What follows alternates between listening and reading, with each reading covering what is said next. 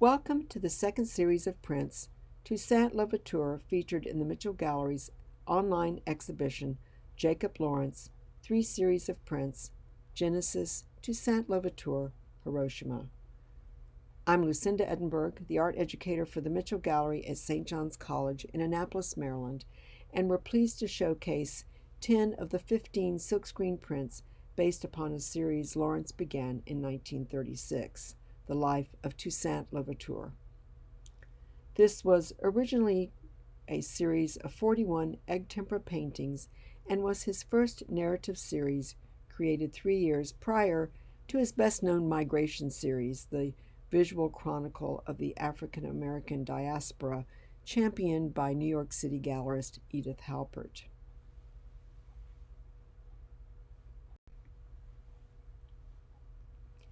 Jacob Lawrence was born in Atlantic City in 1917, and though having moved around in his early childhood, he eventually settled with his mother in Harlem, New York in 1930 at the age of 13. Lawrence was surrounded by the shakers and movers of that time. He studied under Charles Henry Alston, Augusta Savage at the Harlem Art Workshop, which was housed at the 135th Street Library. He was introduced to the Arthur Schomburg collection in the library basement, and this was the collection that later became the Arthur Schomburg Center for Research in Black Culture. It was here that Lawrence first discovered the history of Louverture, the former slave who became the leader of Haiti's struggle for independence in the 1790s. He was so fascinated by the story of the man who led the most successful slave revolt in modern history that he began doing his own research. For Lawrence, Toussaint Louverture's life provided a heroic example of one oppressed person who lacked a formal education and overcame unbelievable odds to make the lives of those around him and himself better. So in 1936, at the age of 21, he began the tempera paintings of the series, which took 2 years to complete. With this, Lawrence made it a lifelong project to document the history, the struggles, and the triumphs of human beings, and that of the Black diaspora in particular. The original paintings are relatively small. They're 11 by 9 inches, and were conceived at a moment when Black people and their histories were deeply sidelined, and most societies refused to attribute intelligence to them. So Lawrence's narrative takes those ideas, largely inspired by historian C.L.R. James, the Black Jacobins, and his account of the Haitian Revolution, first published in 1938, which is a gripping account.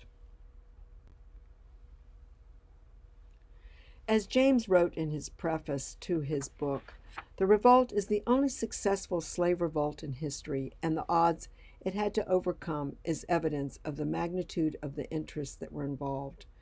The transformation of slaves, trembling in hundreds before a single white man, into a people able to organize themselves and defeat the most powerful European nations of their day, is one of the great epics of revolutionary struggle and achievement.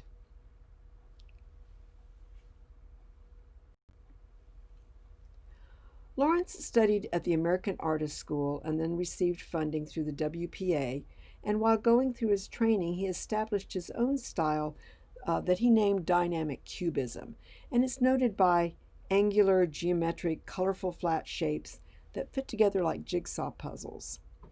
Lawrence's first solo show outside of Harlem was held at the De Perez Interracial Council headquarters in Manhattan in 1938.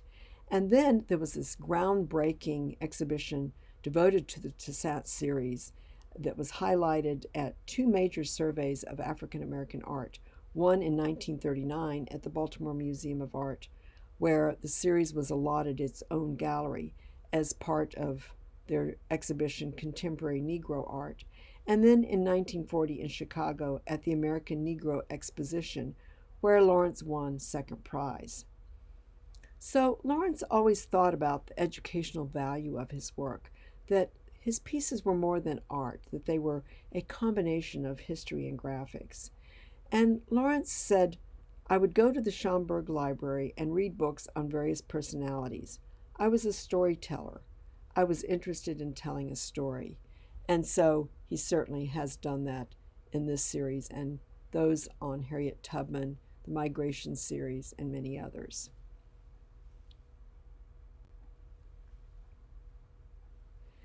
"50 years later, in 1986, Lawrence went back to his original Louverture paintings and chose 15 that provide a condensed narrative of the Haitian Revolution as a fundraiser for the Amistad Research Center in New Orleans, which owns the original paintings. And perhaps his willingness to revisit the subject may have been inspired by the anti Duvalier protests in Haiti at that time that led to the overthrow of President Jean Claude Baby Doc Duvalier and his regime.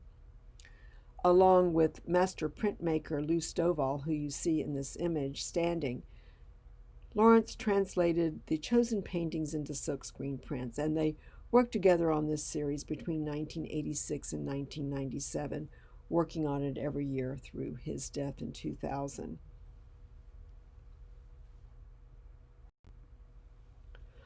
Only the first print in the series, The Birth of Toussaint Louverture, which is not included in our exhibition, was based on the first painting in the 1938 series. So Lawrence chose individual panels that depicted important moments in Toussaint's life that he thought were strong graphic images that would translate well in isolation. The subsequent prints were executed in the order of his choosing that allowed him to approach each image as a new effort. And as so often happens in printmaking, Lawrence made significant changes to the composition, the color, and the details, and this then heightened the drama, changing emphasis and adding urgency to many of the images. It's worth noting that the silkscreens are almost twice the size of the originals. So I want to start out giving a little bit about Toussaint Louverture before we actually get into the prints. We see an image of him here created by Nicolas Morin, and Louverture was born a slave in 1743, although he was later emancipated at the age of 33. He was taught to read by his father, as he had been educated by Jesuit priests in Africa. Louverture participated in the rebellion from its beginnings and rose to become commander-in-chief of the Revolutionary Army against Napoleon. He led the campaign in 1800 to draft Haiti's first democratic constitution, but then in 1802, Toussaint was arrested by Napoleon Bonaparte's troops and then sent to Paris, where he was imprisoned and died a year later, only shortly before Haiti became the first black Western Republic in 1804. This lithograph, created by Nicolas Morin, was originally published by F.S. Delpech in his Iconography of Contemporaries from 1789 to 1829. And although Louverture's son insisted that this looked nothing like his father, this portrait was widely circulated and was long the prevailing representation of Louverture. It's from this portrait that Lawrence gained some inspiration, and you'll notice there's the plume, there's embroidery, the epaulets. And then following with Lawrence's image, which we see in General Toussaint Louverture, how he has taken that lithograph and incorporated those ideas. You have the white plume, the embroidery on the burgundy coat, the epaulets, and the tricorn hat and gold insignia. So the strength and grandeur of this portrait conveys Lawrence's vision of Louverture as this heroic figure, the Black Napoleon who fought and contributed much to our continuous struggle for liberty. As mentioned earlier, Lawrence did not create the series in the chronology that he did in the paintings.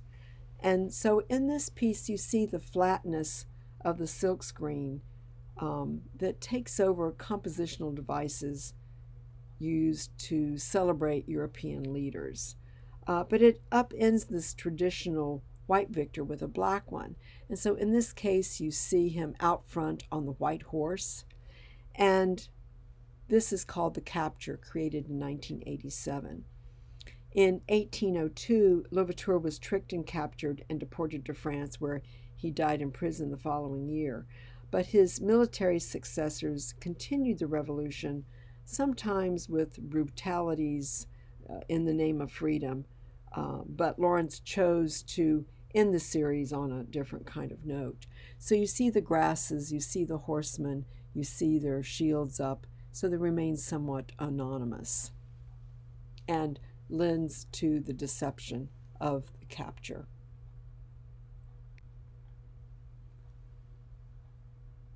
To preserve their freedom. This was actually the last print in the series of paintings, but he's depicted this as number 3 in the chronology.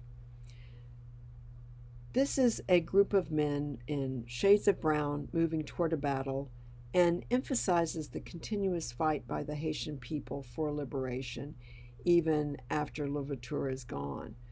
You can see the 5 figures. They're not uniformed soldiers, but civilians, both men, women, and children. And it's an acknowledgement of everyone who took up arms as an alternative to enslavement. You see the figure in the center, his arm is up, he has blood coming from his chest, his left arm is extended upwards, the gun drops from his right hand, and it gives a real sense of battle. The red that's depicted in his chest matches garments, headdress, of the woman with the earrings, and there's a real sense of motion, everyone moving to the left. You notice in this there's a number of grasses that appear in most all of the images, giving testimony to the prosperity enjoyed by the slave owners on the backs of the slaves. The attempt by Napoleon to restore slavery was unsuccessful, and so Dessalines, the chief of the blacks, defeated Leclerc.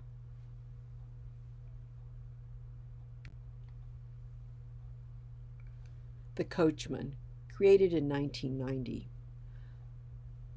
Louverture was a coachman in the Breda plantation, and in fact was at first known as Breda Louverture, and he's depicted here on the box seat of a carriage while 4 figures in the background carry scythes. The front of the print emphasizes the size of Louverture and his horses and dominate the foreground, creating this hierarchy in scale, showing the future leader who's really in control, holding the reins, literally and figuratively. There are no shadows. He creates depth by having the figures in the background, much smaller. And you can see Toussaint steering the 2 horses, through the fields, and the scythes, are quite sharp. Like many educated slaves, Louverture wasn't subject to the black breaking field work that you see in the background figures. The slave owners instituted its own sort of class divisions with an already repressed group, so this is an odd disparity. Contemplation, 1993. This print is a quieter print than the rest, and you can see him reading. You see the candle with a little flame going. He's in a chair. You see the red burgundy vest that gives some indication of his status, and perhaps pondering the price and the strategies, for the battle to come. You see the teal background, which is very common in many of the prints.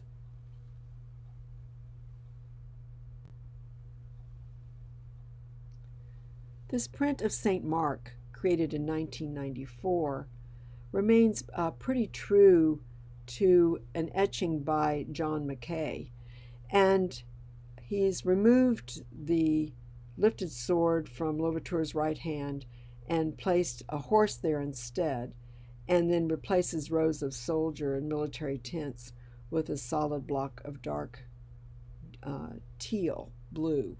And you see that he's not wearing the tricorn hat. He's not wearing the military coats that he's seen in the previous images. You see the horse looking one direction, his eyes looking the opposite. And this was a part of a series of towns that were captured by Louverture.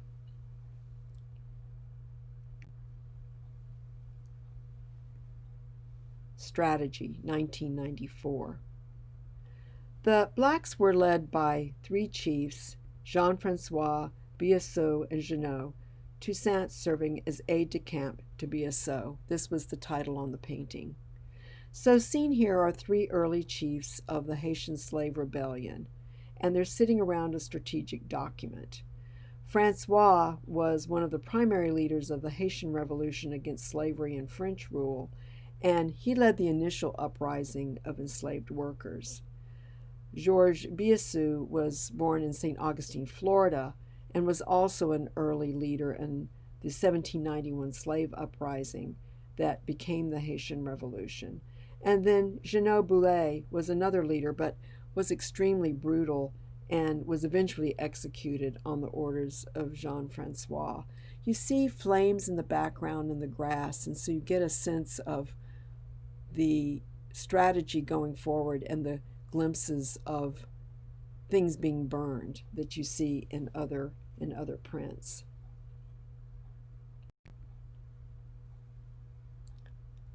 The Flotilla, 1996. You see the French troops sitting out on ships awaiting the attacks. You see the French flags, a very high horizon line, only a minimal sky, but you see the grasses in the front and they're sitting on the bench. The description on the series read, Napoleon's troops under Leclerc arrive at the shores of Haiti.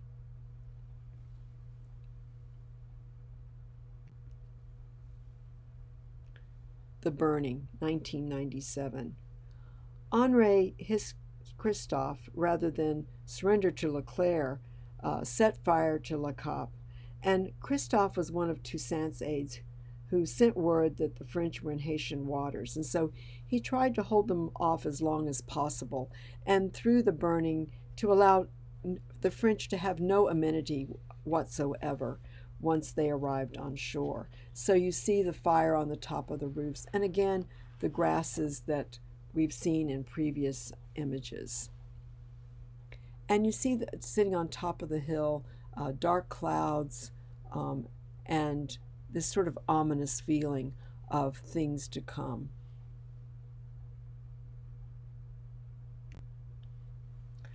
The last in this series should actually in a way be the first, and it's called The Opener. And this is General Toussaint Louverture attacking, and it captures two towns. So you see him sort of running on the beach, you see the grasses. Again, the man on the white horse, the hero, this black hero, with his gun or his sword, uplifted. And the pose of the horse moving in a fierce force. So he wins battles, he negotiates with Napoleon Bonaparte and places the needs of those that he's fighting for. He places them first. There are stark indictments of slavery and colonialism, but there are also empowering images of struggle through education, negotiation, and self-defense, and the collective powers of people. So you can see some consistent qualities, throughout these prints with colors of orange, green, brown, and black. But some of this is due to the nature of the number of stencils to cut too. Further through this series, that Lawrence makes a commentary on the diaspora and the problems of oppression in spite of American laws of the 20th century. So it's pretty easy to see the similarities of conditions if one considers that Jim Crow was very much alive in 1938, and compare that with the Haitian uprising of the dictator Jean-Claude Duvalier in 1986. So Lawrence's prints enable Black Americans, but all Americans, to think more broadly about diasporic formations, possibilities, and struggles against oppression. And his images also emphasize the empowerment of struggle through education, again, and his testimony to his conviction that art can affect social change. Jacob Lawrence died in 2000 and remains one of the most prominent American painters of the 20th century.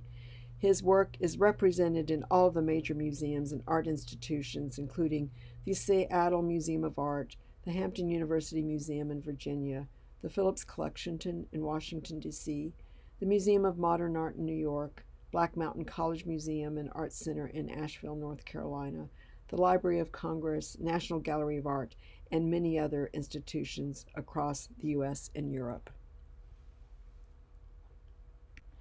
Thank you for joining us. Look at our website for all events and programs related to the exhibition. The Toussaint Louverture exhibition will be up through November 15th, and we'll close that and open with Hiroshima that will be up from November 15th to December 15th. Thank you. Be well. Go safe.